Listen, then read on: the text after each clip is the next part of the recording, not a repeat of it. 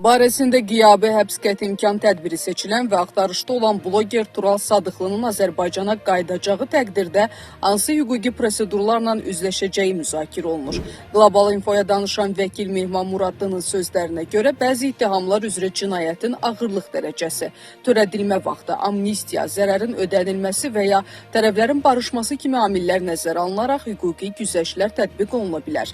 Lakin o bildirib ki, dövlət əleyhinə açıq çağırışlar və kütləvi ixtişaşlarla bağlı daha ağır ittihamlar üzrə məsuliyyətdən yayınmaq real görünmür.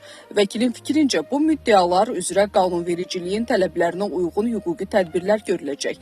Qeyd eləyək ki, Tural Sadıqlı Cinayət Məcəlləsinin 281.2, 220.2, 178.1, 320.1, 34.2 və 12.1-ci maddələri ilə təqsirləndirilir. Barəsində başlanmış cinayət işi onun ekstradisiyası və ya Azərbaycana təhvil verilməsi məsələsində də hüquqi əsaslardan biri hesab oluna bilər.